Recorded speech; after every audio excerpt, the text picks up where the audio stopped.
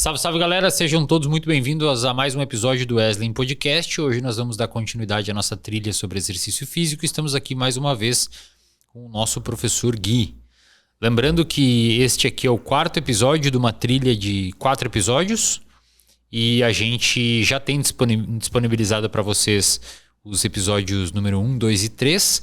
O episódio número 3 a gente fechou com 1h40 e para não ficar um episódio muito longo, a gente vai finalizar um raciocínio do episódio 3 neste episódio 4. E como esse episódio 4, só ele ficaria um pouco mais curto do que os outros, então a gente decidiu finalizar o raciocínio do episódio 3 e iniciar o episódio 4 neste episódio aqui. Então vai ficar um pedaço do episódio 3 e o episódio 4 inteiro dentro do episódio 4. Lembrando que a Probiótica está nos ajudando aqui, então você pode comprar o seu suplemento com desconto no site da Probiótica usando o cupom ESLEN. E é isso. Gui, explica pra galera. Então a gente vai fechar um raciocínio aqui e depois a gente abre o novo episódio. Então, lembrando que no episódio 3 a gente trabalhou bastante as ideias em torno do treinamento de força, até questões relacionadas à prescrição, algumas curiosidades, entramos na arquitetura muscular, entendemos o que é a manifestação, força, a valência, né? E hoje a gente vai, partindo para o episódio 4, dar continuidade nesse raciocínio.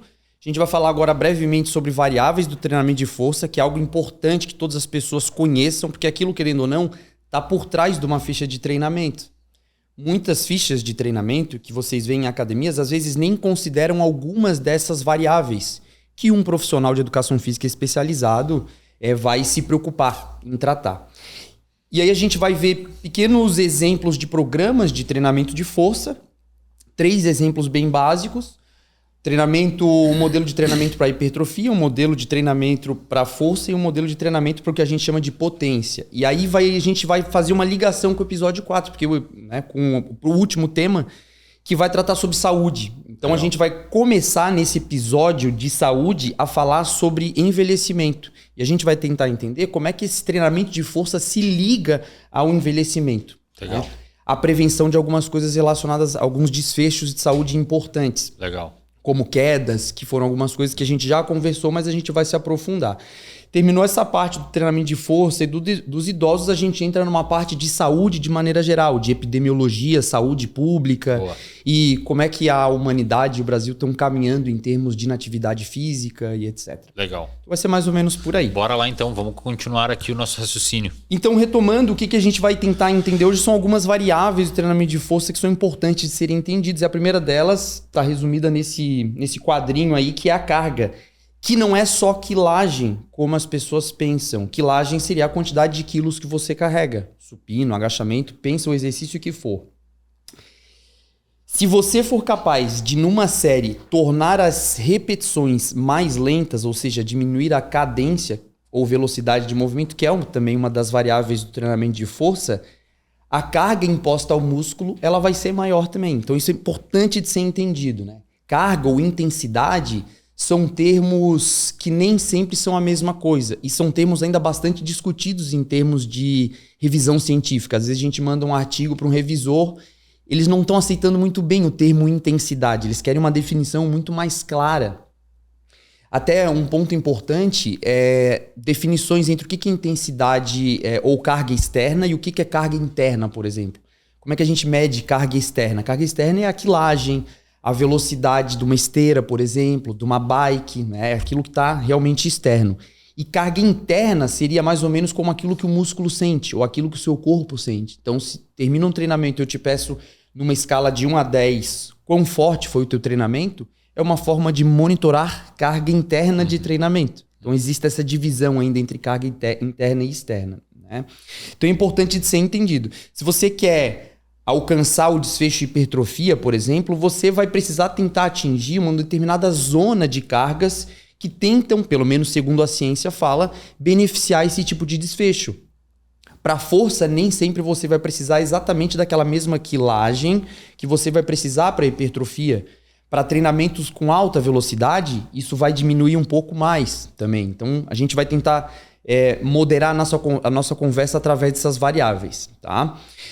Uma outra variável é volume. volume ela pode ficar, no caso do treinamento de força, entendido como séries e repetições.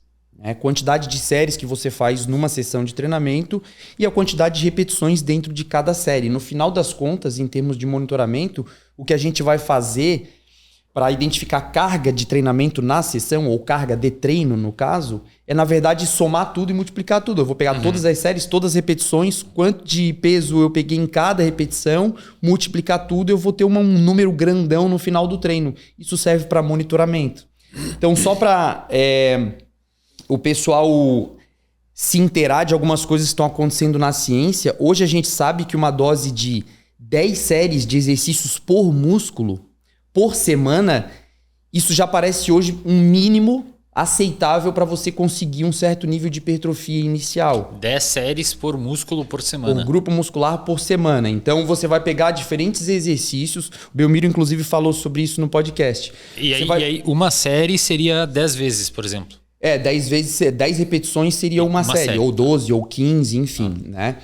Então você vai pegar, por exemplo, 3 ou 4 exercícios que tem como um alvo o agonista glúteo, por exemplo, tá? Nessa quantidade de exercícios vai ter 3 séries de um, 3 séries de outra e 4 séries de outra, por exemplo. Você atingiu 10 séries. Isso pode estar distribuído ao longo de uma semana, por exemplo. Né? É uma das formas que a gente tem. E é pouco, pode ser considerado pouco sim, né? A gente pega fisiculturistas que têm altos volumes de treinamento, eles botam muitas séries, né? Vai ter gente que vai pegar lá 6, 8 séries em um determinado exercício. Quando você pega o somatório de séries na semana para aquele grupamento muscular, a coisa é cavalar mesmo. Os caras se dedicam muito a volume de treinamento. É algo discutível ainda na ciência, infelizmente, por causa da baixa qualidade dos estudos. É a gente falar assim, olha, antigamente se acreditava, né? Para hipertrofia eu preciso de 3 a 4 séries de 12 a 15 repetições. A gente sabe hoje que a gente consegue hipertrofia com um range muito maior. É possível conseguir hipertrofia com uma série apenas. É possível conseguir hipertrofia com séries com um menor número de repetições. E um dos pontos volta ao que a gente já falou. As pessoas respondem de maneiras muito diferentes ao mesmo estímulo de treinamento. Se eu pegar aquele mesmo grupo, o mais homogêneo possível, e aplicar a mesma intervenção, o mesmo número de séries, a mesma carga ao longo do mesmo tempo, provavelmente as pessoas vão responder de maneira diferente, por diferenças biológicas inerentes a elas. Né? Uma outra variável do treinamento bem importante é frequência. Porque às vezes as pessoas chegam assim, eu quero um determinado desfecho como hipertrofia. Você tem tempo de treinar ao longo de uma semana? Então, frequência seria a quantidade de vezes que você treina na semana, ou então a quantidade de sessões, vamos botar mais especificamente. Porque o atleta, por exemplo, ele vai treinar mais de uma vez por dia. Se o atleta está direcionado para força, para potência, para hipertrofia, talvez ele faça até 2 treinos por dia. Então, a frequência seria mais ou menos isso, é pegar essa quantidade de séries, essa quantidade de repetições com aquelas cargas prescritas e eu diluir ao longo de uma semana. Porque imagina, se eu decidir fazer uma determinada sessão de treinamento que vai atingir todos os grupamentos musculares e eu aplicar 3 séries no mínimo e 10 repetições, 15 repetições, cara, a pessoa vai ficar quantas horas numa sessão de treinamento? Então, um princípio importante, uma variável importante é a frequência, porque você pega aquela carga de treinamento e você dilui ao longo dos dias da semana. A preocupação disso aqui é de quem? A preocupação disso aqui é do personal trainer que vai saber como prescrever de acordo com o seu objetivo. Né? O descanso é algo muito importante também, né? Como regra geral, assim, os períodos de descanso eles devem durar pelo menos 2 minutos. Mas isso é também bastante variável dependendo do seu objetivo. Nós falamos aqui sobre potência anaeróbia, capacidade anaeróbia, tudo isso está relacionado aos seus objetivos também. Então o tempo de descanso vai depender muito disso. Se você quer estressar metabolicamente o músculo, você vai diminuir o tempo de descanso. Tempos de descanso que são muito curtos, 60 segundos, 40 segundos, eles, em geral, eles são prescritos para exercícios de articulação articulação única ou uniarticulares, uma rosca direta, enfim, pensa o exercício que um tríceps, né, uma extensão de cotovelos. Exercícios que envolvem maior quantidade de grupamentos musculares, que são multiarticulares e mais complexos, como um agachamento, por exemplo. Livre. Eles vão recrutar uma ordenação de grupamentos musculares muito maior. Então, logicamente, que a gente já pensa assim, o intervalo ele precisa ser maior também, né? Fadiga demais não é muito bom. E fadiga de menos, em termos de alguns objetivos, também não é adequado. Então a gente tem que achar algo nesse meio. Se eu pudesse pôr de maneira prática, uma diminuição entre mais ou menos uns 10% e 20% no seu volume daquelas repetições ali, parece ser algo aceitável. Então vamos supor, só para dar um exemplo, que você fez uma primeira série de 10 repetições. Você deu um intervalo que a gente vai chamar de insuficiente, de 45 segundos. De descanso entre as duas séries. E você vai fazer a segunda série com aquela mesma quilagem, você vai tentar bater as 10 repetições. E aí você conseguiu fazer apenas 6. Você desceu 40% em termos de desempenho naquele volume. Isso indica que o descanso foi pouco. Que o descanso foi muito pouco. Se a gente ficar naquele range de 10, 20%, é bastante aceitável. Eu descer de 10 para 8, por exemplo, seria aceitável. 10 para 9. Que é o que ocorre no final do treino, né? O cara começa a ficar mais... Claro que a gente vai considerar outras coisas. Olha que a gente só está falando aqui de tempo de descanso, a carga e o volume, que são as séries e as repetições. A gente ainda nem botou em consideração a velocidade do movimento que está sendo imprimido ali.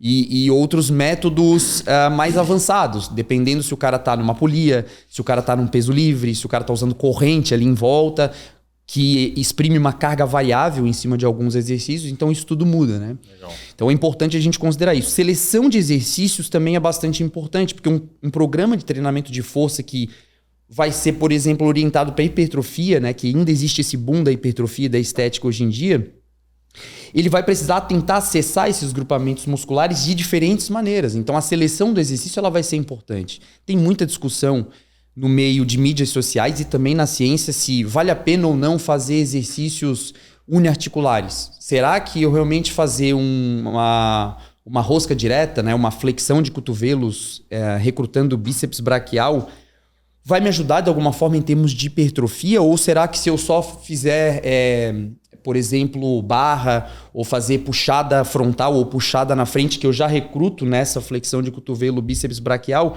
com altas cargas já vai ser suficiente? A ciência não sabe disso ainda, né? Tem gente que defende um lado, tem gente que defende outro. Mas, de qualquer maneira, a seleção de exercícios é importante até para a gente tirar um pouco da monotonia, de fazer sempre aqueles mesmos exercícios, né? E é como a gente falava também nos outros episódios, é uma questão de experimentação. O aluno ali, ele não tem um personal acompanhando que ele tente ser um laboratório em si mesmo, que ele passe a testar novos exercícios, novos estresses, novas angulações. Isso é importante. O que não dá é selecionar exercícios que muitas vezes não são seguros ou que são invencionices. E existe um monte, né? Uma imagem que aparece na minha cabeça sempre é aquela influencer lá, fitness, num leg press, por exemplo, de ladinho e empurrando o leg press pra cima. Foi o que veio na minha cabeça também. Entendeu? É uma das coisas. Mas isso aí acontece em tudo que é máquina, em tudo que é exercício, em tudo que é academia, né? A gente tem aquelas máquinas biomecanicamente construídas para aquele movimento. Então ela já foi estudada para aquilo ali. Não tem porque a gente pegar dentro de uma máquina e sair variando, fazer abdução de quadris ali, por exemplo, em pé, com a bunda fora do banco. E aí tem trocentos deles, né? Não vamos nem cair nesse ponto, senão a gente vai cair numa discussão aqui muito polêmica, né? E a administração das séries, ou o endpoint, que a gente chama, ou a execução, também é importante, porque iniciantes, eles não precisam treinar muito próximo do limite da falha. Inclusive, a ciência já tem bem clara que falha momentânea ou falha dentro de uma série, ou você não conseguir executar uma determinada repetição, não é um indicativo importante, ou não é um fator importante para a hipertrofia. Se a gente ficar ali num range de descanso, ali de 10% a 20%, é algo que me parece bastante ideal. Agora, você falhar em todas as séries, parece que não tem muita necessidade. E deve até, assim, supondo do ponto de vista psicológico, deve até reduzir a adesão da galera, né? Principalmente iniciante. Pô, e não é qualquer um que tem motivação, né, para chegar em todas as séries até a falha, assim. Né? É algo bastante estressante. Claro que isso vai ser uma preocupação de pessoas que estão se preocupando com alto desempenho em termos de estética muscular, no caso do fisiculturismo, ou em termos de força, no caso de um judoca, ou de um powerlifter, ou, né, de um levantador de peso olímpico e por aí vai. Então essa aí, de maneira geral, expressa algumas das variáveis do treinamento de força importantes. Existem outras, né? Uma das importantes que a gente vai falar é a velocidade da execução desses movimentos. Tá? Então, aqui é só um exemplo bem básico. Isso aqui está em inúmeras referências, inúmeras guidelines. Existem pequenas variações hoje em dia, porque a ciência está caminhando, descobrindo outras coisas. Mas essas recomendações gerais, elas são importantes para o pessoal ter em casa mais ou menos uma ideia do que um profissional de educação física, um personal que está lá, ele vai se preocupar em prescrever. Vão existir variações, inclusive individuais, nessas prescrições. Então, o que a gente está vendo aqui? A primeira coluna aqui à esquerda, nós temos as variáveis. Uma variável aqui é a ação muscular, se é excêntrica ou se é concêntrica. Então, para quem não sabe, a ação excêntrica é quando você gera tensão muscular, mas você está alongando o músculo. E a ação concêntrica é quando você gera tensão muscular, torque, mas você está encurtando o músculo. Então, em geral, movimentos de frenagem têm recrutamento excêntrico. Você vai aterrissar de uma caixa, por exemplo, vai ter ação excêntrica do músculo quadríceps. Porque, na verdade, você está flexionando o joelho quando aterrissa. E o quadríceps está alongando. Perfeito. Quando você salta, você estende o joelho. E você encurta as fibras musculares ali daquele grupamento do quadríceps, da parte anterior da coxa. Tá? Então, ação muscular é importante. Seleção do exercício é importante. Foi uma que a gente falou. Eu vou selecionar mais exercícios multiarticulares ou uniarticulares. A ordem é importante. Eu vou selecionar primeiro grandes exercícios que recrutam grandes grupamentos musculares e depois pequenos, ou multiarticulares para depois me preocupar com uniarticulares. Ou eu vou lá, antes de fazer um supino, eu vou fazer um tríceps até exaustão. Alguns chamam isso de pré-exaustão. Faz tríceps em pré-exaustão ali, o cara faz uma determinada falha na primeira série e vai para o supino, que também recruta tríceps secundariamente, e peito. Então, um dos métodos avançados de treinamento é mais ou menos esse. A pessoa fadiga o tríceps lá para depois ir para o supino e obrigar o teu corpo a recrutar mais peito. Entendeu mais ou menos a ideia? Entendi. Tudo isso está envolvido. Carga, que a gente vai pegar aquela que a gente falou lá no primeiro episódio, sobre como é que eu avalio uma carga do indivíduo, né? A força do indivíduo em um RM. Então tem mais ou menos a carga, tem o volume aqui em número de séries e repetições, intervalos de 1 a 2 minutos, uma velocidade baixa, moderada, alta e frequência de treinamento de 2 a 3 vezes por semana, 2 a 3 dias por semana. Isso aqui para um iniciante, mas a gente tem essa prescrição também para o intermediário e a gente também tem a prescrição também para o avançado. Não vamos entrar em todos os detalhamentos, mas isso aqui seria um exemplo de prescrição de força. Legal. A partir daqui você vai pegar os exercícios que você tem disponível na sua academia. Cada academia tem um maquinário diferente, tem disponível quantidade de pesos diferente, então a gente vai precisar manejar isso aqui também, né? Isso também é, em parte, prática baseada em evidência, porque se eu quiser, se a pessoa tiver um desejo de treinamento de força e ela só tem um ambiente de casa, como é que estratégias eu vou adotar se eu não tenho altas quilagens para impor na pessoa, não dá por pra botar exemplo? um leg press, né? Então a gente vai ter essas peculiaridades que às vezes vêm do próprio cliente, do próprio ambiente, isso tudo tem que ser pensado. O mesmo raciocínio ele vai servir para hipertrofia. Vocês vão perceber que existem algumas variações em relação ao slide anterior, mas a gente não vai se aprofundar aqui. Que vocês percebem, por exemplo, que a grande modificação de iniciante para intermediário e para avançado está em termos de carga. Sai de uns 60% a 70% de RM, vai para 70% a 80%, depois 70%, 85% até 90%. Né? Então, isso vai modificar bastante. Por exemplo, a quantidade de séries que eu estou fazendo, o intervalo de descanso, a cadência. Né? Em geral, treinamentos de hipertrofia que buscam um maior volume vão envolver uma cadência de movimento menor. Uma cadência significa uma velocidade menor. E, em geral, os movimentos vão ficar mais lentos, as repetições vão ficar mais lentas e, consequentemente, as séries também vão ficar mais lentas. Então, no cômputo geral, o tempo de tensão imposto àquele músculo fica mais longo. Isso parece, segundo a ciência, interessante para a hipertrofia. Mas a gente não resume apenas a isso. Existe uma outra vertente que pensa bastante o treinamento de força, enfatizando uma importância porque a gente chama de velocidade de movimento. Então, eu sei que são gráficos que num primeiro momento parecem complexos, mas eles não são. Esse primeiro gráfico à esquerda aqui é um gráfico de velocidade por força. E essa curvinha aqui, de contração. Oi? Velocidade de contração. Velocidade de movimento. A velocidade com que o segmento se mexe, tá? Em torno de um eixo. Ou, se eu estou no supino, se eu conseguir medir a velocidade da barra, aquilo lá seria velocidade. Tem aparelhos específicos, transdutor linear de velocidade. É um aparelho que a gente atacha um cabinho de metal, ele tem um dispositivo que identifica exatamente a velocidade com que a barra está percorrendo. Legal. Não só a velocidade, né? A potência, a aceleração inicial, a desaceleração final, tudo. Tá? Tem ciência para tudo isso. Só para a gente entender de maneira simples. Para cada valor de velocidade, eu tenho um valor de força. Então aqui eu tenho um valor de alta velocidade para um valor de força menor. Aqui eu tenho um valor intermediário de velocidade e também intermediário de força. Aqui eu tenho um valor de força alto, só que uma velocidade baixa. Exemplificando de maneira bem simples, a gente vai pegar o Wesley e vai dar uma bola, uma medicine ball de 5 kg para o Wesley arremessar na parede. E tu vai arremessar e a gente é capaz de medir a velocidade com que a bola sai da tua mão, tá? E agora a gente vai te dar uma bola de 20 kg. Tu vai arremessar mais lento ou mais veloz? Mais lento. Quanto mais pesada a bola, mais lento vai ficar o movimento. É mais ou menos isso que essa curva força-velocidade está representando.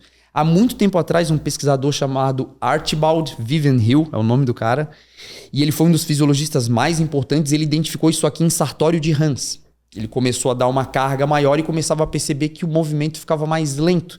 E ele definiu pela primeira vez essa curva força-velocidade num grupamento muscular bem específico de ratos. Exato.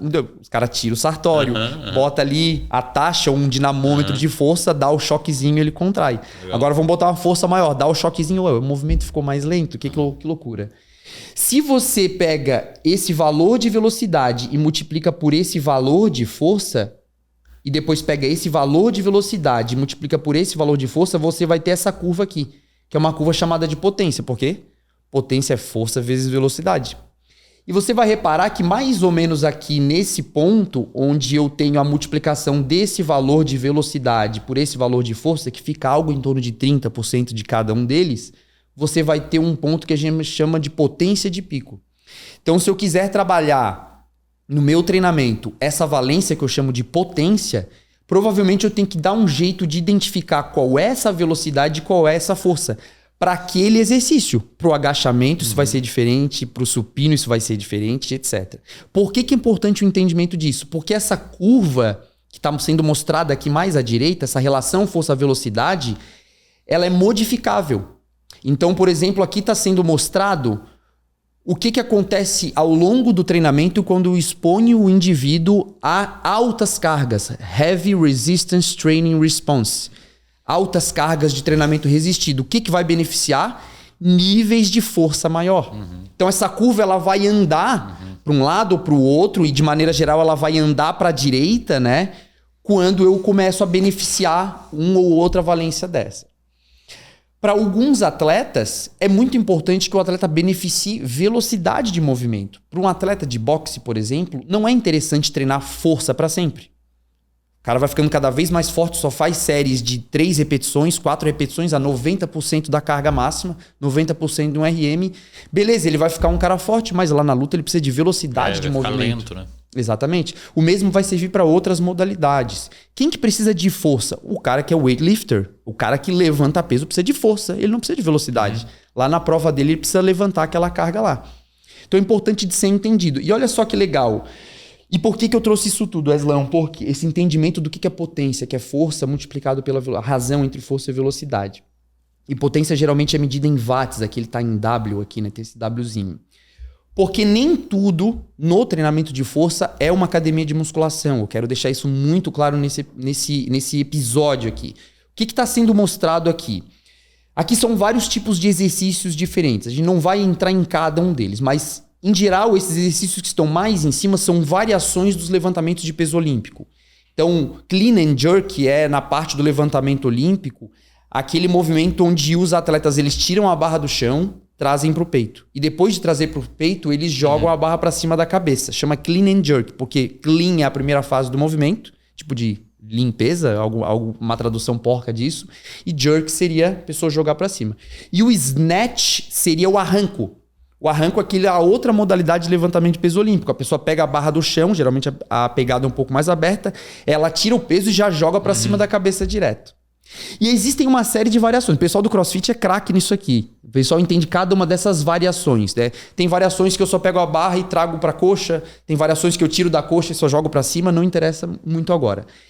Como são movimentos muito velozes, executados com altas cargas, a gente tem altas produções de potência. Estão vendo essas barrinhas aqui? Aqui no eixo X a gente tem Produção de potência relativa ao peso corporal. Então, eu tenho 20 aqui watts por quilo, 40 watts por quilo, 60, 80. Quanto maior o valor, maior a produção de potência. Se eu pegar aquela multiplicação de força por velocidade, eu vou chegando mais para a direita quanto maiores esses valores. Olha quanto de potência produz esses movimentos de levantamento de peso olímpico. Alta potência.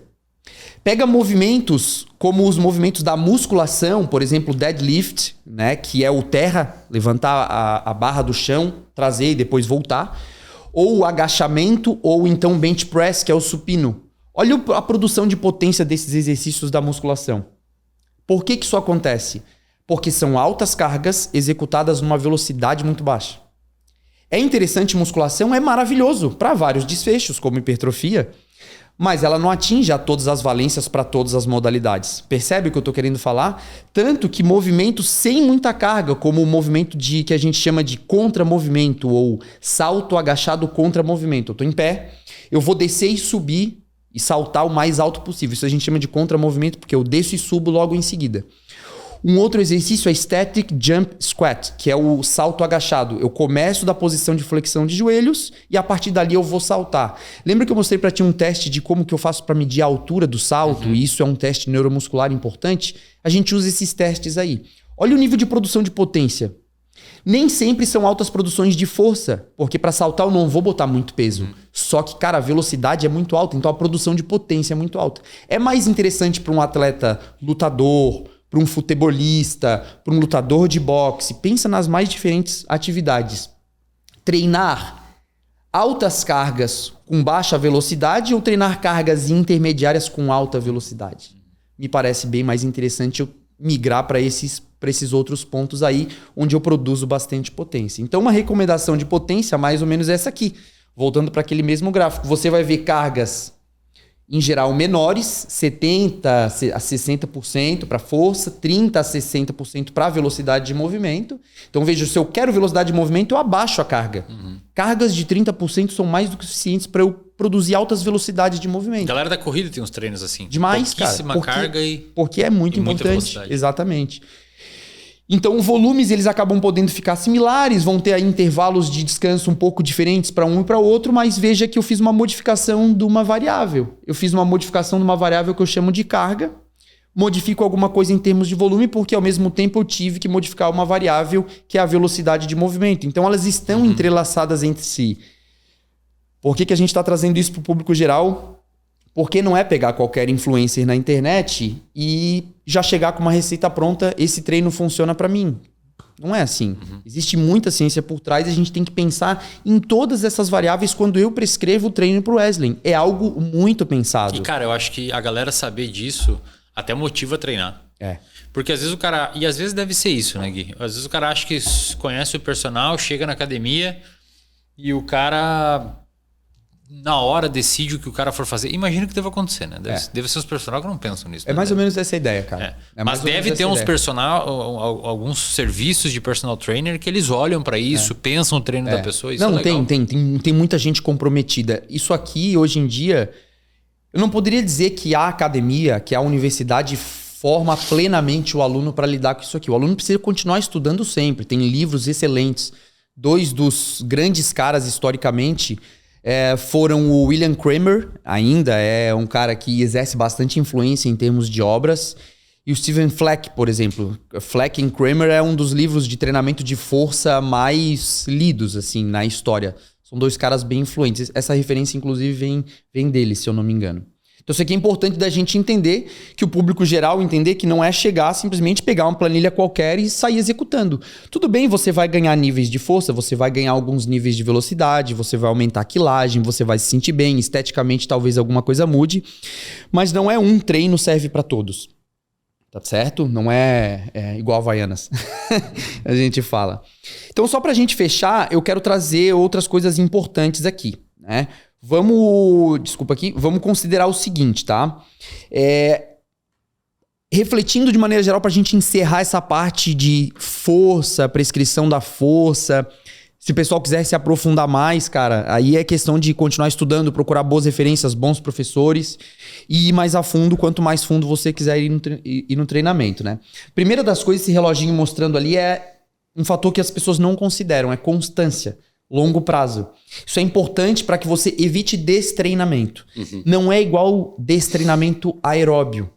Tu para aí umas 2 semanas, cara, algumas variáveis como débito cardíaco, consumo máximo de oxigênio, elas já começam a sofrer. Que inclusive a gente viu um gráfico disso. Nós vimos um gráfico sobre destreinamento. Na força, não. A força, enquanto valência, ela vai durar um mês e meio. A gente começa a pensar em treinamento, assim, eu acompanhava muito o ambiente do MMA, porque eu treinei durante muito tempo, tive atleta no UFC e tal.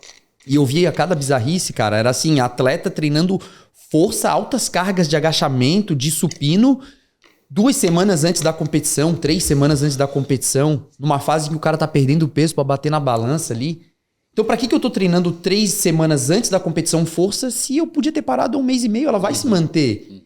Então, esses raciocínios fisiológicos simples fazem a gente tomar boas decisões em termos de treinamento. Um outro ponto bastante importante a considerar no treinamento de força, na prescrição e no programa de treinamento de força é que progressão da carga. Esse gráficozinho tá identificando mais ou menos isso, né? Uma progressão de carga. As pessoas têm se preocupado em fazer uma progressão de carga linear e indefinidamente, ad eternum. E isso o corpo não suporta muito bem, né?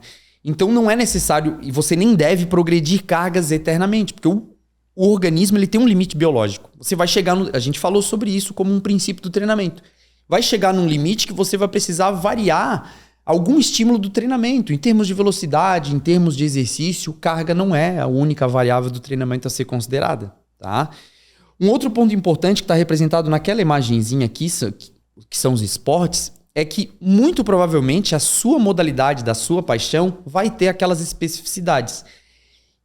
E muito provavelmente essas especificidades elas vão ficar muito longe do ambiente da musculação. O ambiente da musculação ele foi construído no histórico dentro do fisiculturismo, com determinadas máquinas que vão atingir determinadas articulações, que vão recrutar determinados músculos, quase como aparelhos de tortura, vamos botar assim, mas elas têm aquele objetivo específico de isolar aquela musculatura. Para treinamento que envolve força em termos controlados é importante, porque eu tenho um controle e uma segurança dos movimentos, especialmente nas máquinas, talvez nem tanto nos pesos livres. Para termos de reabilitação, isso é importante, porque eu vou precisar, às vezes, controlar determinadas angulações, por exemplo, numa extensão de joelhos. Até determinada angulação eu não sinto dor. Chegou em determinada angulação, começo a sentir dor. Beleza, vamos fazer até onde você não sente dor, né? Para reabilitação também é importante e para quem bota muito volume também precisa de segurança, como fisiculturistas, cara, é imprescindível. Não tem como fugir de uma sala de musculação. Não vamos ser aqui hipócrita e falar, não, treina só em casa que você vai conseguir aqueles níveis de volume muscular. É possível, mas precisa ajustar uma série de coisas no treinamento. Então, como a sua modalidade ela vai ter essas especificidades, talvez ficar isolando articulações, talvez fuja um pouco da realidade do seu esporte. Então, isso é importante. O treinamento de força feito numa sala de musculação, ele vai ser importante para algumas coisas, mas ele não vai atender a todo mundo, isso com certeza. Tá? Outro ponto que está ali embaixo, que são a frutinha, a cenoura ali, é que você precisa se manter num estado alimentado. A gente falou isso aqui com o Fernando naquele episódio. Você quer hipertrofia? Mantenha um balanço nitrogenado alto. Mantenha proteínas circulantes e disponíveis, biodisponíveis, para que o seu músculo utilize aquilo e possa aí sintetizar mais proteína ou mais músculo. E o último dos pontos é você precisa procurar, se é possível e se tiver acesso, a orientação de um bom profissional. Eu não estou falando que você tem que pagar um personal trainer. Nem todo mundo tem acesso. E é um profissional caro hoje em dia. E vai ficar cada vez mais caro, já vou avisando. Porque os profissionais estão se qualificando cada vez mais. E o atendimento está cada vez mais especializado. Esse boom, essa bolha da musculação, ela ainda está aí. E ela é importante. Tem muita gente praticando musculação e se tornando mais saudável por causa disso, né? Às vezes buscar a orientação de um bom profissional é uma conversa com algum conhecido, né? Não é chegar pro professor e... passa aquele treininho para mim. É o trabalho do cara. Isso leva um raciocínio gigante por trás. Não é fazer um treininho, sabe? Então isso é importante. A gente já tem uma pá de estudos assim que mostram que se a pessoa tiver disponibilidade de um personal em termos de desempenho, pense o que for o desempenho. Quantidade de quilos, né? O peso ou o desempenho para você conseguir o desfecho, hipertrofia. Desfechos assim 30% melhores quando você está acompanhado de um profissional no dia a dia ali com você. Né? Então tem ciência por trás disso aí. Beleza? Fechamos o raciocínio do terceiro? Então. Maravilha. Então já vamos engatar aqui no nosso o que seria o quarto episódio, mas eles vão ficar todos no quarto, né? Porque o nosso terceiro episódio ficou muito longo, então a gente preferiu trazer esse final de raciocínio aqui, nesse episódio número 4, e agora a gente entra propriamente no que seria o episódio número 4 isoladamente, mas tá tudo junto aqui nesse único vídeo. Perfeito. Como é que a gente começa esse? Aqui a gente vai mais para a parte de saúde, né? Uma visão um pouco mais global. Obviamente vai unir tudo que a gente falou até agora. Vai unir tudo que a gente falou. A gente vai entrar agora numa parte de saúde, e como a gente estava falando de força, vamos puxar esse gancho da força já para a ideia do que acontece ao longo da sua vida, em termos de massa muscular e em termos de força. Então aqui no eixo X está sendo representado massa muscular, e no eixo Y, e no eixo X, idade em anos. Então você ali 10, 12, até 60, 70, 80 anos de idade. E aqui a gente vai desenhar uma área com maior risco de mortalidade. Isso aqui é geralmente identificado por tipos de estudo bem específicos. Olha, se você tem uma quantidade de massa muscular X abaixo do que é a média populacional para a sua idade, talvez você esteja exposto ao maior risco de mortalidade por todas as causas, cardiovascular. Isso vai envolver uma queda da pessoa no chão, ela às vezes está com sarcopenia, a gente vai falar sobre isso. Sarcopenia é a perda de massa muscular aí ao longo do tempo, né? Ela vai estar com risco aumentado de qualquer forma, ela vai estar mais exposta ao risco de mortalidade, tá? O que acontece na nossa vida? A gente tem em determinadas primeiras fases da vida a manutenção, na verdade, um pico e depois uma manutenção relativa do que a gente chama de força máxima ou de uma variável máxima ali, que seria a quantidade de massa muscular. Eu botei o Fmax aqui, eu errei de ver, porque isso aqui remete à força.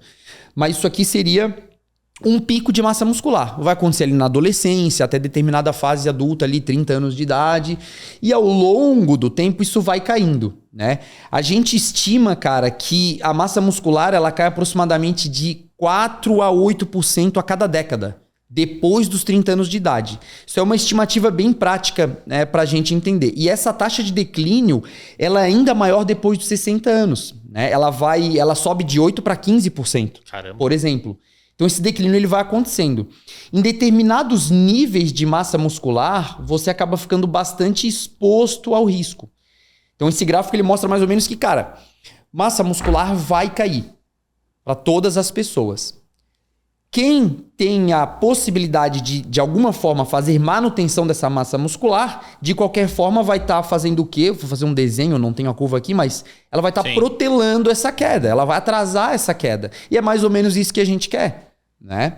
Com a manutenção da massa muscular, que em termos de intervenção, hoje em dia você não vai encontrar um medicamento que faça isso tão bem. A alimentação ajuda a manter, mas é treinamento de força. Estimular. Aqui é um gráfico muito parecido, mas a gente está tratando aqui de força muscular. Aqui, idade da mesma forma. E a gente vai botar essa faixinha como limiar de performance física. Aqui entra num conceito que a gente chama de capacidade funcional. A gente tem que, a partir de determinada força abaixo, a pessoa ela passa a perder determinadas funcionalidades. Então, se a pessoa chega num nível de força que ela não consegue sustentar o próprio peso corporal, ela está incapaz. Ela depende de uma cama, ela depende de uma cadeira de rodas, depende do andador, percebe? Não consegue sustentar o próprio peso corporal. A pessoa está deitada numa cama, está acamada, ela sentou na cama, ela não consegue, ela não tem força para levantar, que não deixa de ser um agachamento, ela está afuncional. Ela não tem capacidade de funcional. Isso a gente chama de limiar de performance física. Com força acontece algo muito parecido também. A gente vai ver essa curva subindo em termos de força, em geral, a maximização desse pico na adolescência, e vai ter uma fase de manutenção na fase adulta, dependendo do quanto você é ativo ou não, e uma minimização desse pico com o envelhecimento. A gente vai perdendo força ao longo do tempo, não tem jeito. Só que a diferença dessa curva para essa outra aqui que eu estou mostrando é a diferença entre uma pessoa que tenta manter os níveis de força e uma pessoa que não tenta manter. Essa pessoa mais acima, essa curva mais roxinha, que é mais ativa e consegue manter os níveis de força, seja lá a intervenção que for, ela vai chegar nesse nível de limiar de performance física ou até de incapacidade lá na frente. Muito depois, inclusive, do momento do falecimento dela. Ou seja, ela é capaz, e somos todos capazes, de manter níveis de força para capacidade funcional pelo resto da vida. Então, quando a pessoa fala para mim assim, que é normal no envelhecimento perder força, beleza, eu acho normal. Mas eu posso atrasar isso. E não é normal a pessoa ser incapaz no envelhecimento. Óbvio, a não ser que ela tenha uma lesão medular e um problema de queda, ficou acamada durante muito tempo, né? Então essas coisas elas vão variar. Então percebe a diferença? Então essa curvinha de baixo, cara, é o senhor que não consegue nem brincar com o neto. E essa curvinha de cima é aquele senhor que tá caminhando, que tá correndo a maratona ali do teu lado. E tu conhece o mapa deles? Uma vez tu me contou a história de um senhorzinho, né? Aqui em Floripa. Aqui em Floripa tinha um senhorzinho correndo aqui em Floripa, do teu lado. Às vezes eu tô fazendo longão a 5,10, 5, às vezes até 4,50 de pace e tem os coroa que estão no lado, cara. Coroa, cara. É coroa mesmo. No episódio com o Fernando a gente falou sobre um coroa também, né? Que acabou virando atleta de remo, campeão mundial a nível master. Então, o fato é que o nosso corpo ele se adapta aos estresses do exercício. Já falamos sobre isso. Independente da idade. Eu vou te dar um exemplo do meu pai, cara. Meu pai ele tem diabetes tipo 2, ele precisou amputar um pedaço do pé, né? Por conta de uma diabetes descompensada. Aí o Lincoln entrou de nutri dele, diminuiu lá embaixo o carboidrato do velho para cicatrizar a operação no pé. Ele tirou todos os dedos para cima, bem no peito do pé que chama, ali cortaram fora. Nossa. E aí demorou muito para cicatrizar, porque não tem circulação, né? Tem que tomar um monte de afinador de sangue e tal e fazer... como é que é? Eles botam um catéter? Eles botam tipo uma espia, um arame lá dentro para abrir as veias dele e tal. E aí ele precisou reduzir muito o carboidrato para conseguir controlar o máximo possível a glicose para fazer com que existisse cicatrização. Meu pai, cara, eu chegava lá, ele tava no sofá, magrinho, ele deve ter o quê? Minha altura, ele chegou a uns 62 quilos, 60 quilos, tipo muito magrelo assim. Ele não conseguia... pegar um pote de whey na mão, assim, cara. Aí ele recuperou, paguei um personal pra ele, colocamos na academia. Cara, impressionante, assim, cara. Hoje ele pega a bombona de 20 litros de água e tira do carro, cara, e bota na pia. Pega a minha sobrinha, né, e levanta, assim, tá totalmente funcional, anda de bike, vai pra lá, vai pra cá, ajuda nas coisas. É realmente, assim, o nível de funcionalidade de um cara que não conseguia levantar do sofá. É isso aí. Assustador. Especialmente para essa população, cara, o treinamento de força é milagroso. Sem falar que, assim, glicemia dele 115, 120. Todos os marcadores fisiológicos ali, bioquímicos, ajeita tudo, né? Melhor. Vem tudo numa consequência, né? E é mais ou menos disso que a gente vai falar aqui rapidamente, só pra gente entender uma coisa que a gente chama de ciclo da incapacidade. Então, a pessoa vai ter mudanças musculoesqueléticas naturais, às vezes ela vai ter uma doença, ela vai acamar.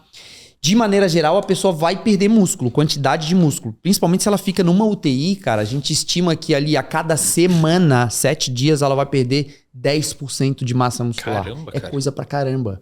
2 semanas, Eslão, 20%. E aí vai. Graças a Deus a gente tem gente trabalhando no hospital fazendo o mínimo, que é uma fisioterapia. Senhorinha deitada lá, o fisioterapeuta segura no pé e faz uma resistência ali. A pessoa, empurra minha mão. Aí o velhinho vai lá e dá aquela empurrada na mão. Só isso já é milagroso para manter um mínimo de massa muscular e de força. Porque a grande ideia é que a pessoa fique funcional. Ela ganha alta, melhora os parâmetros lá cardíacos e não consegue levantar da cama. E chega em casa e cai. E não consegue levantar da cama, não vai conseguir fazer a reabilitação cardíaca. Por exercício, tu concorda? Então esse ciclo ele se retroalimenta. Quando a pessoa perde músculo, ela vai perder força e potência, porque direto ou indiretamente a quantidade de músculo está relacionada à força e à potência. E ela também perde consumo de oxigênio, porque se ela tem menos massa muscular respirando oxigênio, ela vai perder essa capacidade, que a gente chama de potência aeróbia máxima, já falamos sobre isso aqui. Junto disso, a taxa metabólica de repouso diminui também. Ela tem menos músculo. E o músculo é custoso energeticamente. E aí as coisas começam a acontecer. Opa, desculpa, gente. Vamos voltar lá. Muita animação, coisou aqui, né? Então vamos seguir lá. Da perda de força e potência e perda de consumo máximo de oxigênio, a velocidade da caminhada naturalmente vai diminuir. Isso chega a níveis de incapacidade e até de dependência. Dependência do quê? Do parente para carregar, de um andador, de uma cadeira de rodas. E esse ciclo ele vai continuar, cara. A pessoa vai diminuir o nível de atividade ao longo da vida, caminha menos ao longo do dia. O gasto energético total diminui também. Desregulações neuroendócrinas se alimentam, a anorexia se estabelece, desnutrição crônica, o equilíbrio energético fica negativo, a pessoa perde peso e esse ciclo todo vai se retroalimentando quanto mais parada a pessoa fica. É mais ou menos isso que a gente chama de ciclo da incapacidade. E aí entra em várias coisas relacionadas a comportamento que entende muito melhor que eu. A pessoa entra num ciclo, não consigo fazer mais nada, vou ficar sem fazer nada. E por aí vai. né? O que acontece no músculo é mais ou menos isso aqui. A gente já falou sobre isso. A gente tem o axônio do neurônio motor. Então ali a gente mostrou em outras imagens, mas aqui tem um axônio terminal, né? Tem aqui essa fibra muscular que está chegando nessa fibra do tipo 2, chegando na outra fibra do tipo 2 e outra por trás ali. Essa outra aqui, esse outro neurônio motor, tá inervando as fibras do tipo 1, mais vermelho, mais escurinho aqui, né? Fibra do tipo 1 aqui, outra vem por trás. Lembra daquilo que a gente falou sobre a unidade motora? É mais ou menos isso. A gente tem aqui 2 unidades motoras, tá? Aqui a gente tem as fibras musculares, tipo 1 e 2, e a gente tem as junções neuromusculares, que é onde acontece aquela despolarização.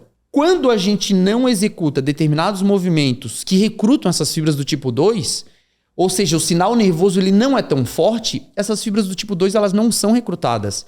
Eslão, o que na neurociência vai explicar isso aqui? Que, cara, quando eu parar de usar esses neurônios motores, aquelas fibras vão parar de ser recrutadas. O corpo ele vai tentar ser econômico, a gente já falou sobre isso. A denervação ela pode acontecer, inclusive a perda de neurônios, ou então diminuir a sua atividade. Com a perda da inervação, esses músculos serão desperdiçados. Num princípio de tudo ou nada, ou do que a gente chama de uso ou desuso. Então o que vai acontecer? Atrofia geral do músculo. Nisso a gente perde massa muscular. E em geral a gente perde esse, que a gente chama, eu chamei bastante no curso lá do RD de patrimônio orgânico. A gente vem perdendo patrimônio orgânico. Eu lembro que tu botou no Instagram que tu leu o livro do Peter Attia, ou Attia, eu não sei como é que é a pronúncia dele. E ele fala sobre isso, que a gente perde um determinado ordenamento. Em termos de capacidades neuromusculares, a gente primeiro perde velocidade, depois começa a perder força e depois começa a perder massa muscular. Quando a gente volta a treinar, cara, independente se eu tô fazendo mais força ou mais velocidade, tudo retorna. Então, treinamento de força nesse ambiente, cara, ele é muito importante. Essa perda progressiva de massa muscular, ela começa das fibras do tipo 2 e ela vem indo. Até um determinado momento que a gente só consegue manter atividades de baixa intensidade, porque a gente praticamente só tem fibras do tipo 1 lá naquele grupamento muscular da coxa. Né? E é mais ou menos isso aqui que acontece, cara. É um troço desastroso, assim. Então, isso aqui é um idoso tendo que trabalhar em condições financeiras, talvez, né, muito abaixo para sua idade, e ele tá ali tentando carregar uma caixa, que eu não sei porque que travou. Qualquer coisa a gente volta na edição.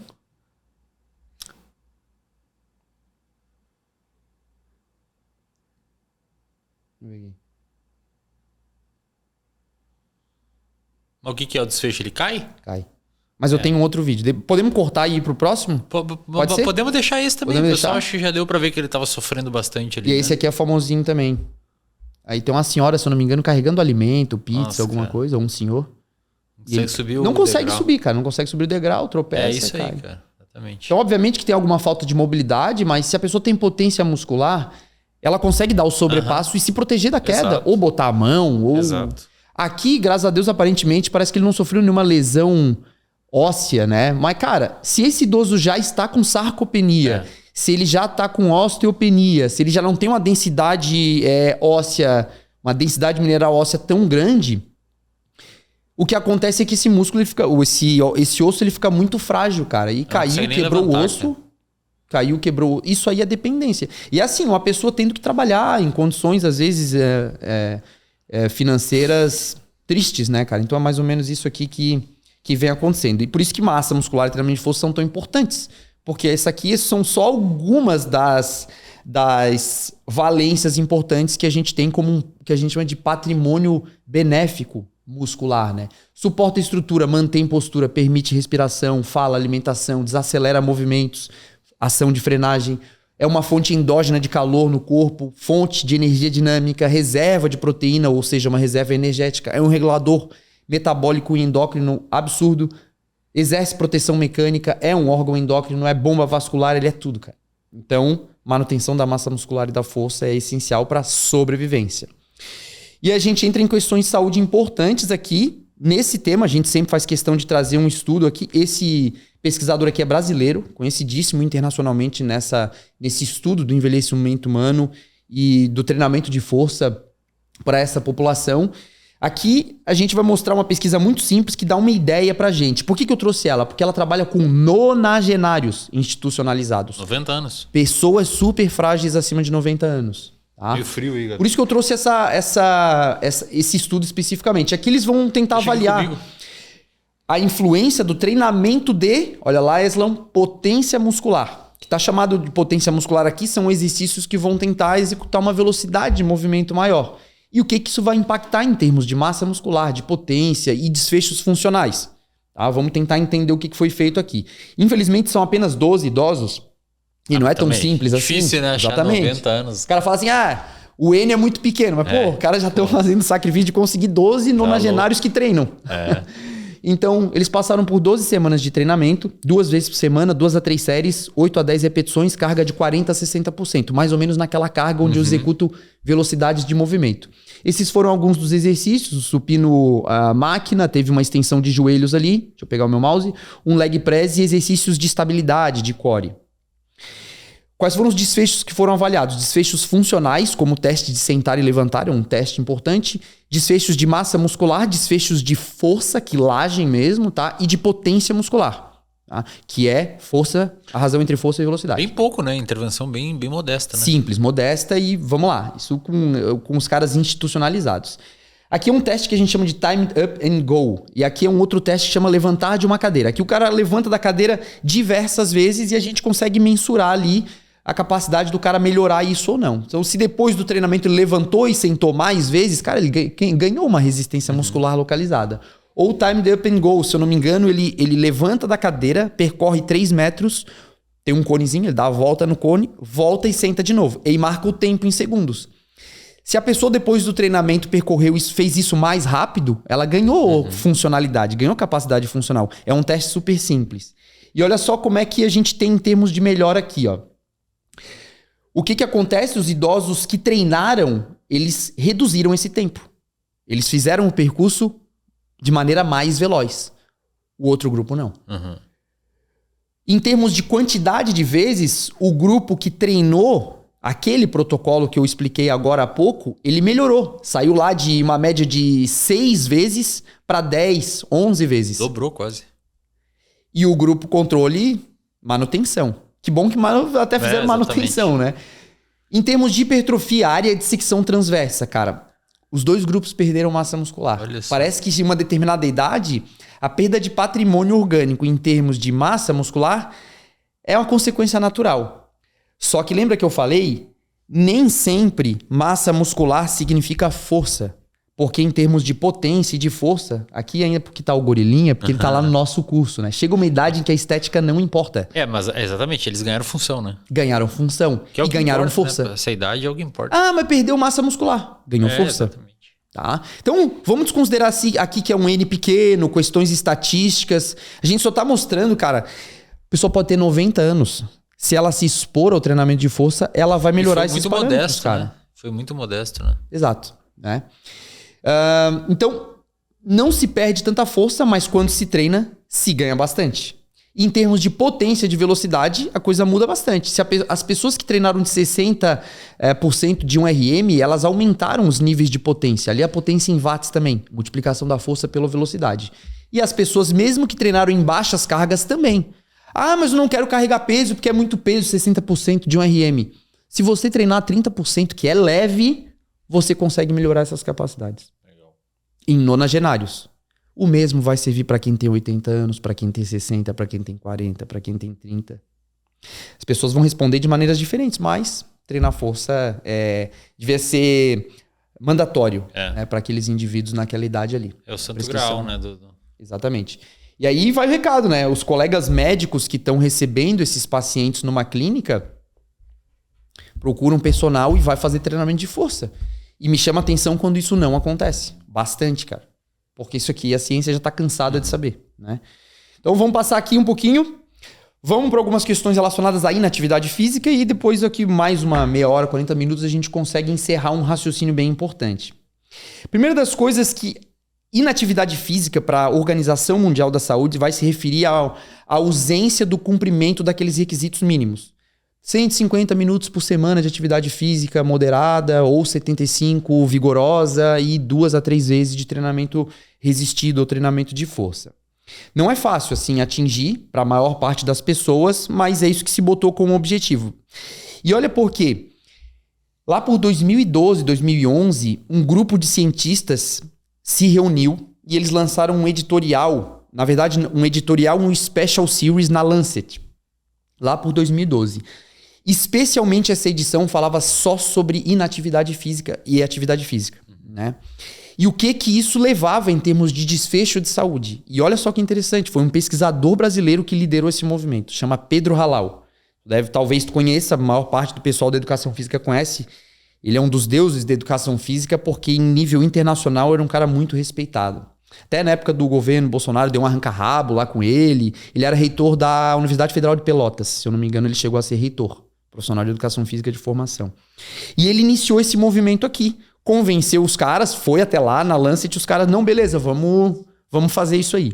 A história por trás disso aí é muito interessante. Esse é um cara que vale a pena trazer no episódio. Legal. Esse cara de saúde e atividade física e exercício é o cara que mais entende hoje, né?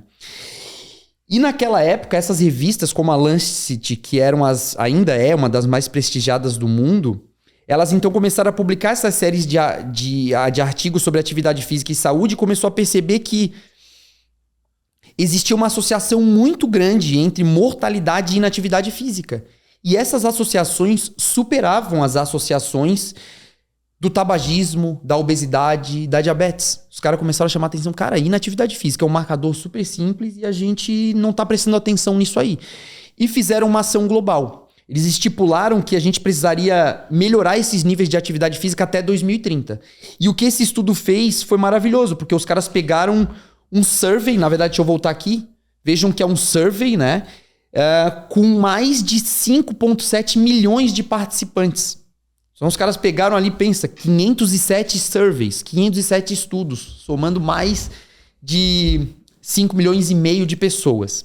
E olha só que legal, o que esse gráfico aqui vai mostrar.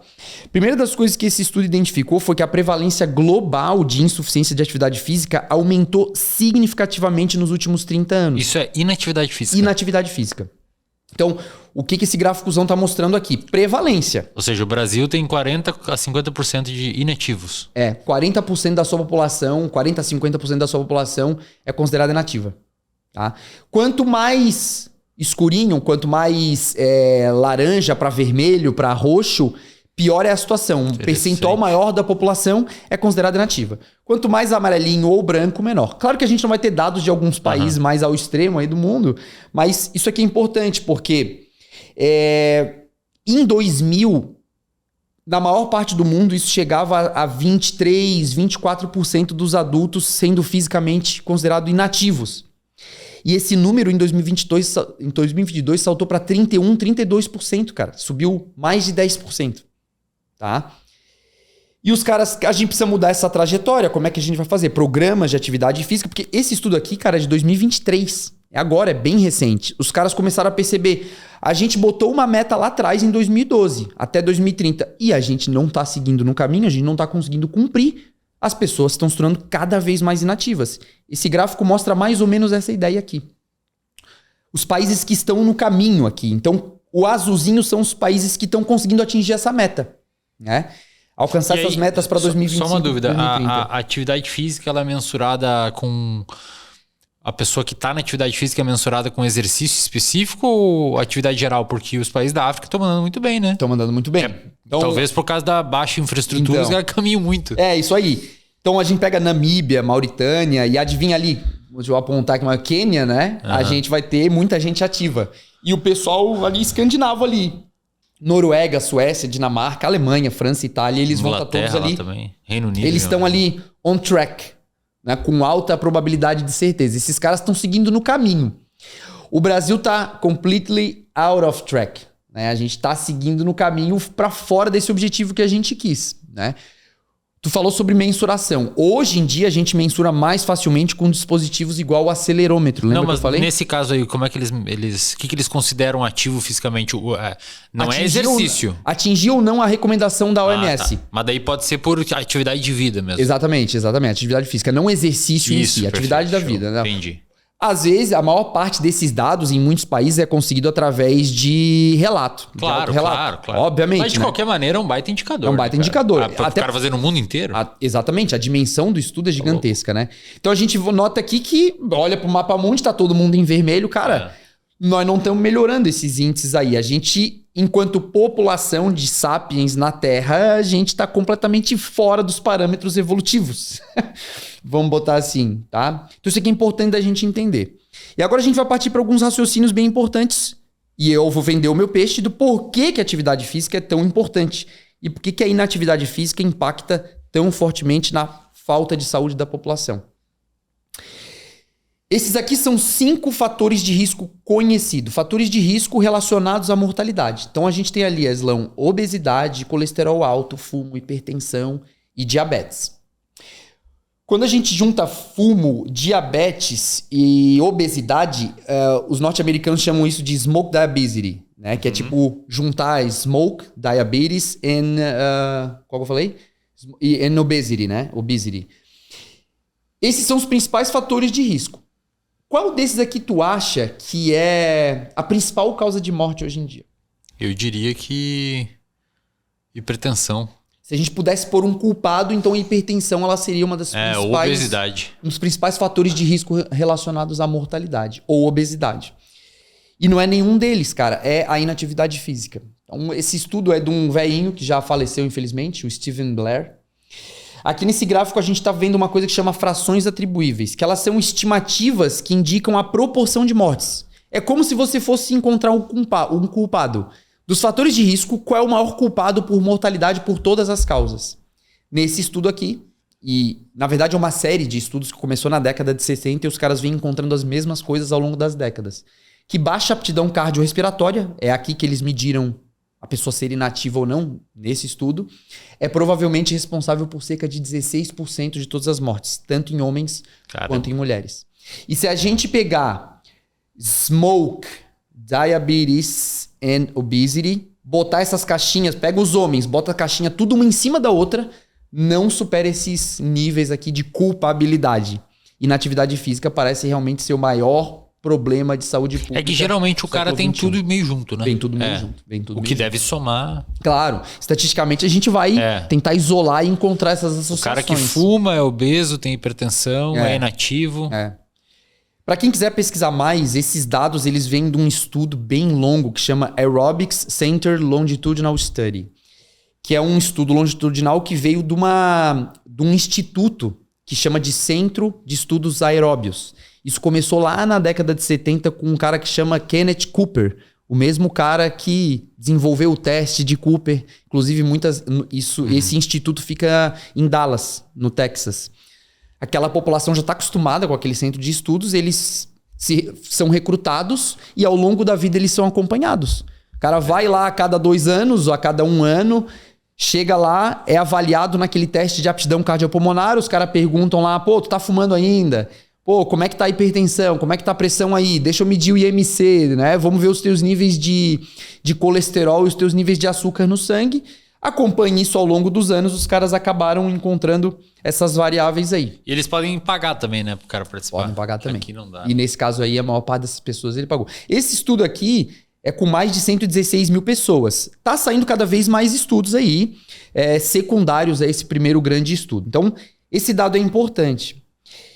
E esses dados, eles fizeram que há 12 anos atrás, a American Medical Association declarasse a obesidade como uma doença, né?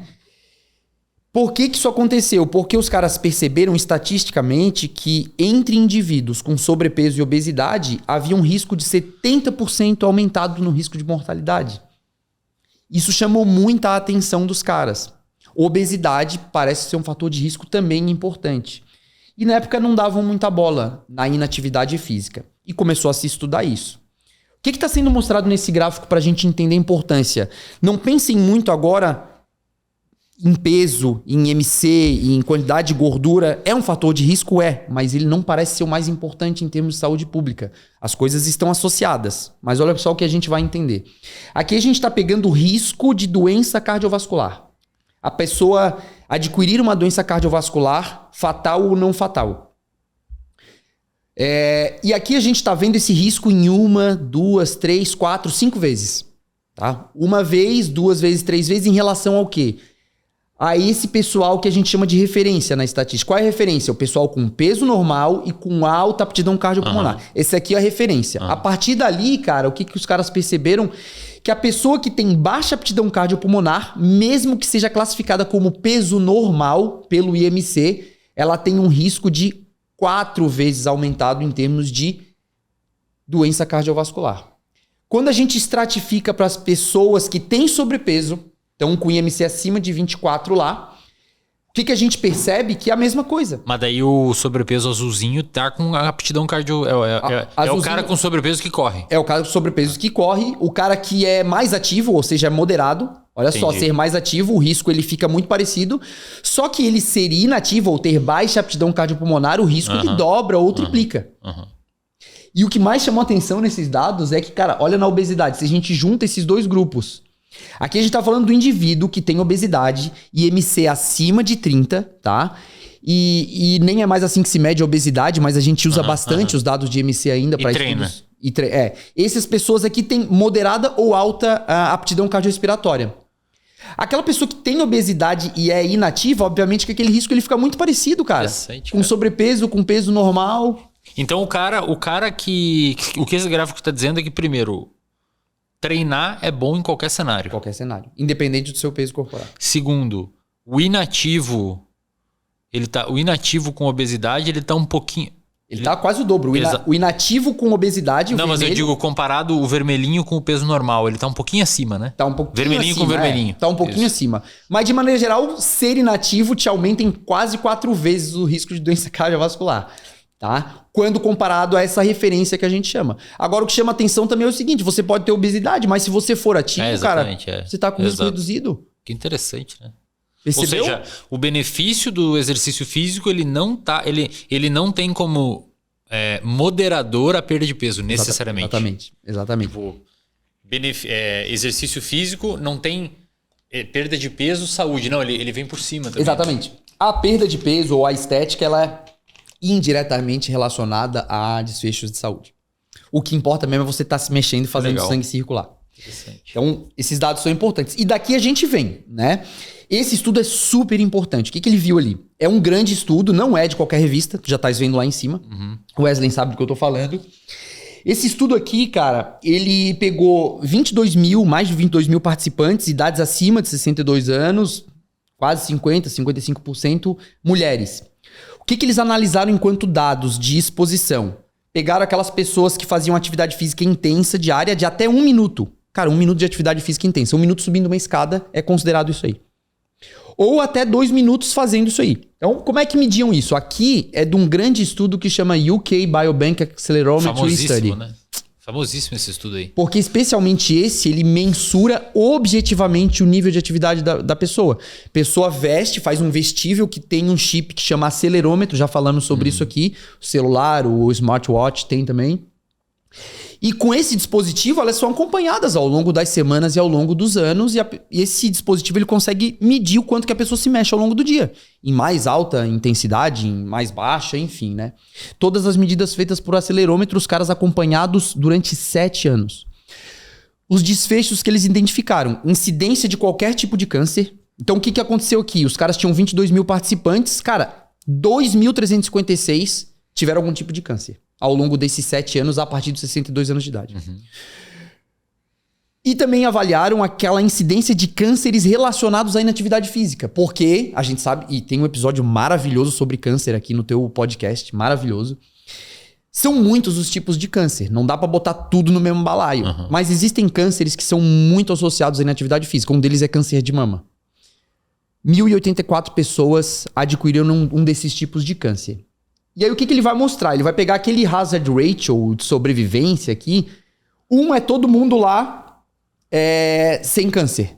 E acompanha isso ao longo dos 7 anos. E aqui ele vai fazer uma associação com o volume em minutos por dia de atividade física chamada de intensa e intermitente. Como subir uma escada, correr para subir no latão, qualquer coisa desse tipo, sabe? Que você percorre numa velocidade um pouco maior ou carrega um peso, etc.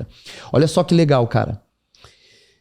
18% de redução no risco de incidência de câncer com apenas 3,4 minutos de atividade física intensa por dia.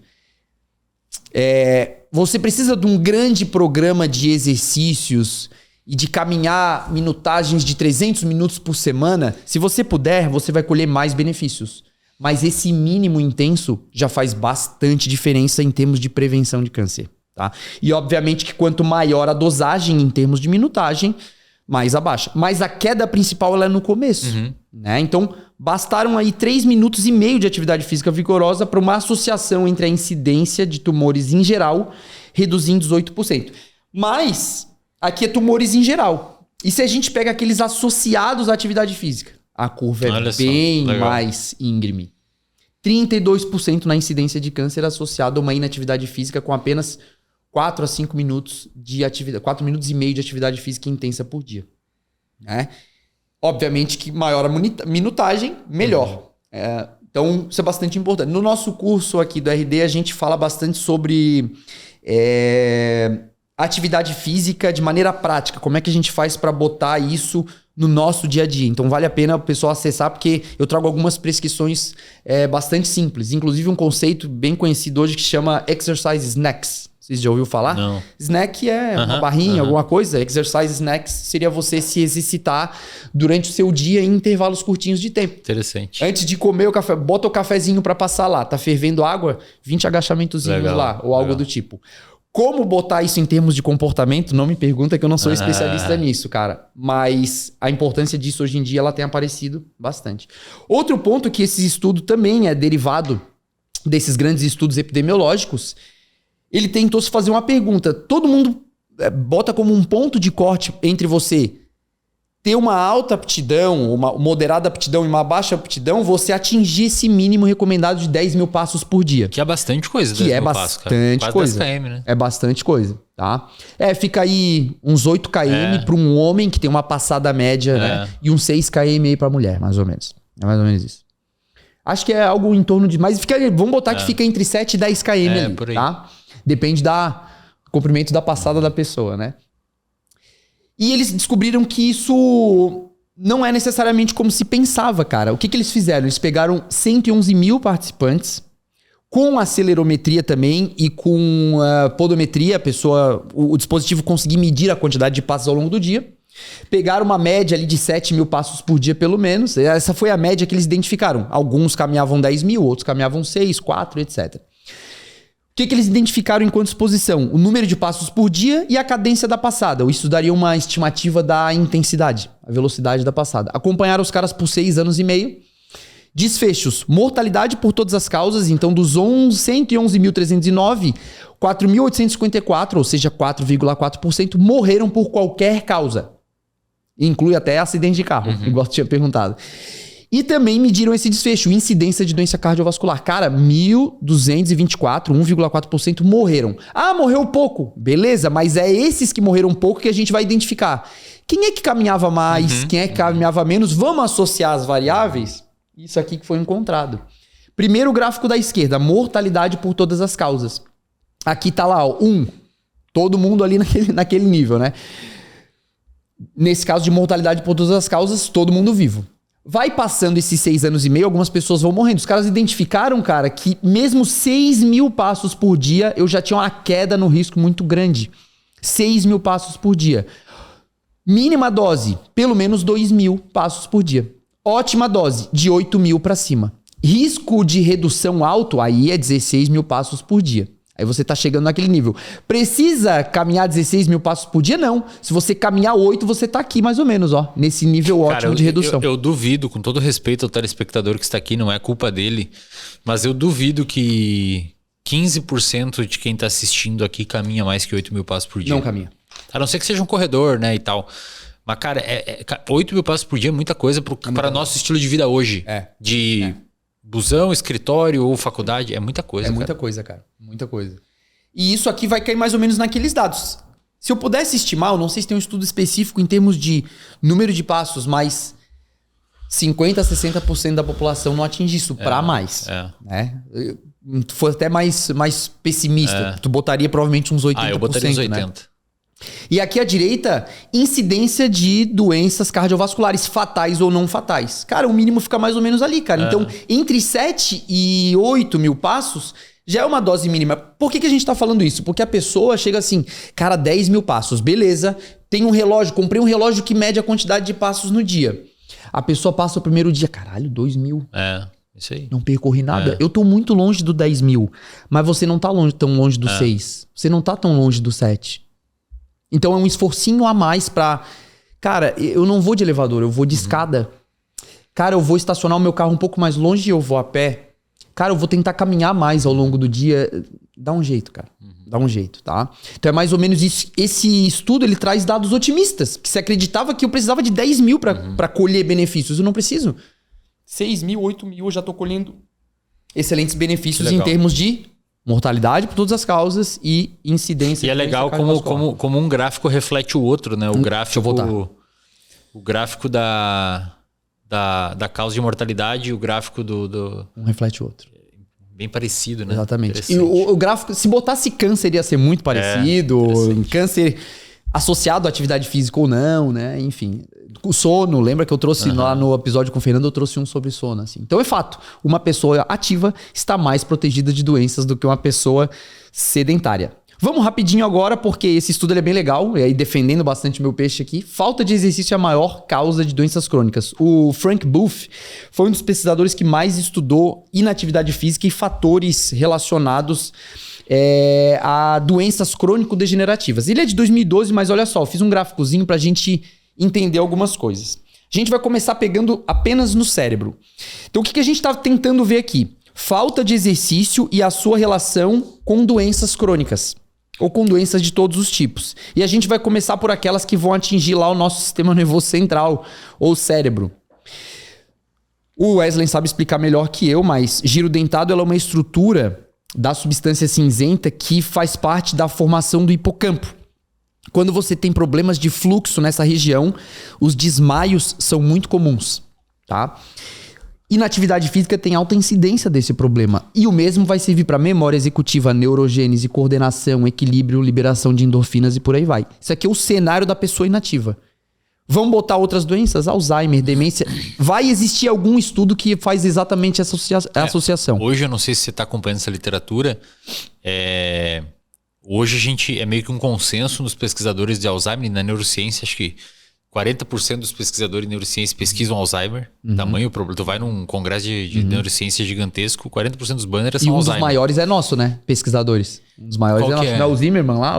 Ah, sim, exatamente. Sim. Que tava na tua banca. Exatamente, tava lá. Uma baita banca, hein, pessoal? O Weslão defendeu com unhas e dentes. Foi pedrada. Eu tava lá, eu tava. 5 horas sapecando o couro ali. Mas depois nós tava lá no churrasco dando risada, né? É um consenso hoje entre os pesquisadores de Alzheimer que um dos únicos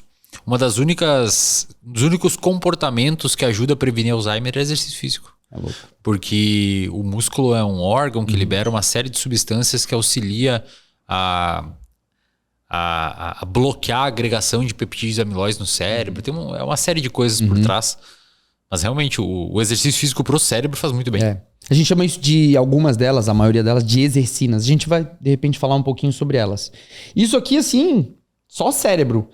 Aí você vai descer aqui, cara, coração, insuficiência cardíaca, disfunção endotelial. Desculpem se eu falar rápido, mas é pra dar um impacto mesmo no pessoal que tá escutando. Maior dano isquêmico, inflamação vascular, menor débito cardíaco, menor consumo máximo de oxigênio, hipertensão, doença arterial coronariana, doença pulmonar obstrutiva crônica, asma, fibrose cística, esteatose hepática no caso do fígado, e aí vem na parte vascular, LDL alto, baixo HDL, hipertensão, claudicação intermitente, baixa imunidade. Vamos descer, osteoporose, diabetes do tipo 2, adiposidade visceral, câncer de cólon, disfunção erétil, incontinência, hipertensão. De alguma forma vai aparecer algum estudo associando inatividade física a fatores de risco ou a doenças como essas. O corpo deteriora, assim. O corpo vai padecendo. E assim, mecanisticamente, por que o exercício é tão importante? Porque, de maneira geral, o exercício ele vai movimentar o corpo inteiro. A demanda metabólica que a contração muscular evoca, ela vai determinar uma comunicação intrincada entre todos os órgãos. Eu falei isso na época, no nosso primeiro episódio, falei lá no Fermento também. Esse crosstalk que a gente chama, Quando eu evoco o exercício, eu faço contração muscular, eu dependo de uma comunicação de todos os órgãos. A gente falou bastante no primeiro episódio sobre isso, né? Então, é importante, o exercício ele vai atingir o corpo inteiro. E é por esse motivo também que não vai aparecer um mimético do exercício, um medicamento que vai mimetizar ou que vai imitar o exercício, porque ele não consegue atingir o corpo inteiro igual o exercício faz. É um estresse? Mas é um estresse bem benéfico. Então, só pra gente puxar um pouquinho a ideia, né? Tem se estudado muito a ideia das exercinas. Exercinas são moléculas sinalizadoras bioativas, que são secretadas pelos mais diferentes órgãos quando acontece a contração muscular e o exercício. Então, você vai ter, por exemplo... eu acho que no próximo slide eu vou trazer algumas delas. Não cheguei a trazer. Mas você vai ter no fígado hepatocinas. Essas hepatocinas, elas saem do fígado quando você faz exercício. Irisina no músculo? Irisina no músculo. É uma das miocinas, interleucina 6, e vai um monte delas. O funcionamento é mais ou menos esse aqui, cara. Ela é bem poderosa porque, por exemplo, aqui, a gente vai pegar em exercício. A gente vai produzir adipocinas, miocinas e hepatocinas. Isso a gente só está considerando esses 3 tecidos aí. Essas biomoléculas, elas vão cair na corrente sanguínea e elas vão ter diferentes destinos. E outros destinos, inclusive, vão utilizar essas moléculas para alguma coisa. Uma coisa que se sabe é que no cérebro, a gente aumenta a concentração de Brain Derived Neurotrophic Factor.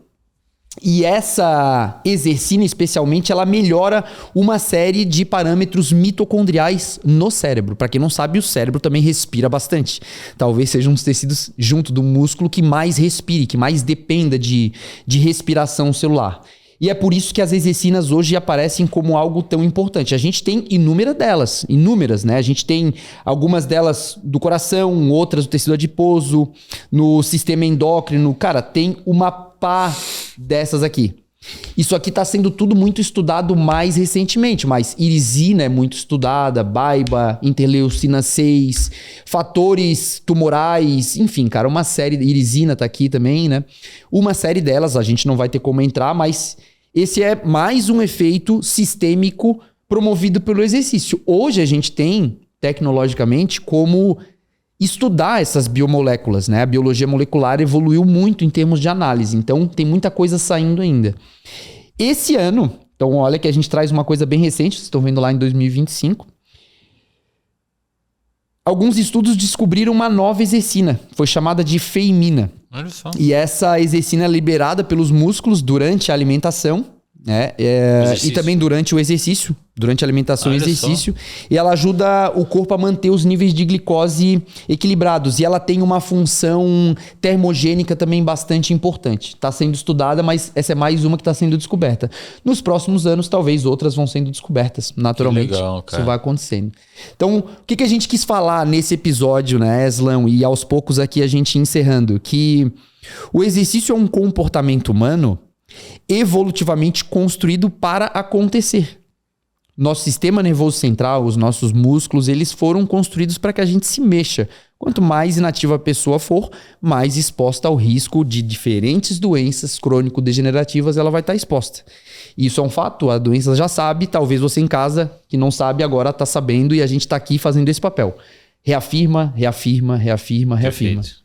E agora com um monte de dados para a pessoa não ter dúvidas, né? Porque uma coisa é você falar, outra coisa é a pessoa enxergar isso, né, cara? É isso, cara. É isso. Eu acho que a gente deu conta de bastante conteúdo, né? Cursão gratuito aqui pra galera. Gratuito, cara. Aproveitem, viu, pessoal? Por favor, aproveitem. De graça. Eu tô batendo a cabeça no microfone porque isso aqui tá de graça para vocês, cara. Entendeu? Imagina o Gui do início da graduação ter isso organizadinho, gratuito, cara. Assim, cara.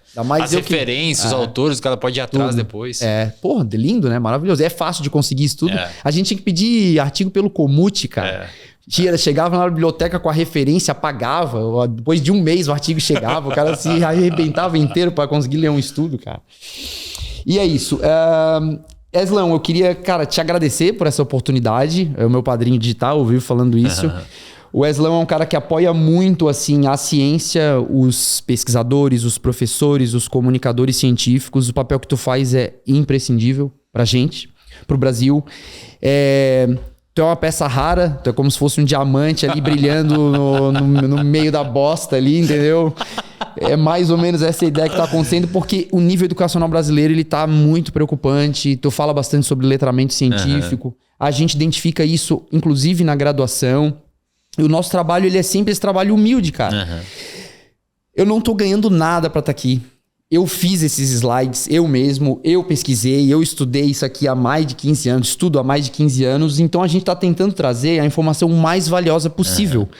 Eu me preparei para estar aqui, eu estudei, eu deixei tempo de família de lado, porque a gente vê isso como importante, porque eu sei que isso vai chegar para mais de 200, 300 mil pessoas. Então tem que te agradecer por isso. E fica disponível aqui para quem quiser pesquisar depois, para quem quiser encaminhar. Então a iniciativa, quando eu fiz o podcast, era para não ser um podcast para chamar de meu, entendeu? Era para ter uma linha editorial, para dar espaço para outras pessoas. A ideia é eu emprestar minha audiência, tanto é que eu faço, eu até comentei isso hoje nos stories, às vezes eu faço o papel de desentendido aqui, pô, mas o que é aquilo ali e tal. Muitas vezes eu sei o que é, mas eu tenho que me colocar no lugar do público para deixar a conversa um pouco mais palatável para eles.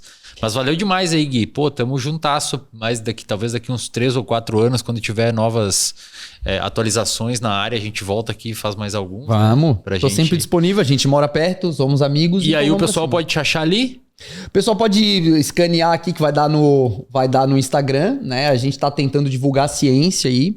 Não consigo ter uma constância ainda tão grande, mas estamos tentando melhorar. Eu acho que a gente publica conteúdo realmente relevante. Sigam todas as pessoas que vocês puderem. Tentem acessar algum tipo de filtro de informações, porque nem todas as informações que chegam na internet são tão boas assim. Você pode nos acompanhar para ter confiança nas informações de qualidade no Exercício Baseado em Evidência, que é um grupo de WhatsApp, uma comunidade. A gente pode entrar lá. E provavelmente aí até meio do ano a gente já vai ter o nosso curso gravado.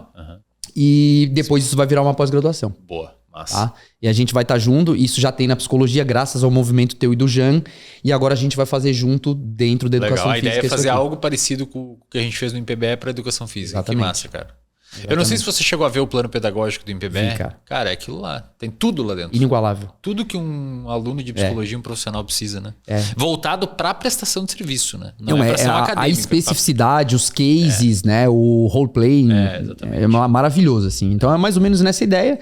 A gente está com uma equipe muito competente por trás e estamos fazendo a coisa bem caprichada, porque isso aqui é completamente inédito. Você vai encontrar muita pós-graduação de metabolismo muscular, biomecânica do movimento, etc. Método setentrional. Mas é igual na psicologia, você encontra uma de patologia, você encontra uma de TCC, uma de ACT, mas uma que faz a uma que é a matrix por trás de tudo. É isso aqui que vai te ajudar a tomar decisão. E a nossa é uma pós-graduação que te ajuda na tomada de decisão clínica. É isso aí, tomada de decisão. Não é para te ensinar uma abordagem, é diferente o conceito. É isso aí. Entendeu? Hoje eu botei lá, inclusive, decisões baseadas em incertezas. Que no final, o bom tomador de decisão, ele toma a decisão com base em certeza, porque a gente nunca tá certo de tudo, mas com uma chance de incerteza bem menor. Exato. Porque a gente usa a ciência. Maravilha. Pessoal, inscrevam-se aqui no canal, divulgue esses episódios para quem você acha que tem interesse, deixe seu like, porque isso aqui custa zero para você, para nós tem um custo de estrutura aqui, o Gui teve que vir, teve que parar a vida dele para fazer os slides, eu tô aqui, o time tá todo aqui, tem essas câmeras, tem as luzes, tem a TV, isso que não brota do nada, né? Então tem um custo para nós. Então você pode retribuir deixando seu like e compartilhando com as pessoas que você acha que tem interesse. Fechou? Também convido você a visitar o Wesley Podcast. Tem uma série de episódios com um monte de professor aqui, que já passamos de 100 episódios. E tenho certeza que se você assistir qualquer um, você vai... Como eu disse, não é um bate-papo simples e puramente. É realmente um conteúdo um pouco mais aprofundado e que tem uma lógica por trás. Então visite o Wesley Podcast, viaje pelos episódios, assista eles, que você vai com certeza enxergar alguma coisa nova aí para sua vida. Valeu? É isso? Então... até o próximo episódio.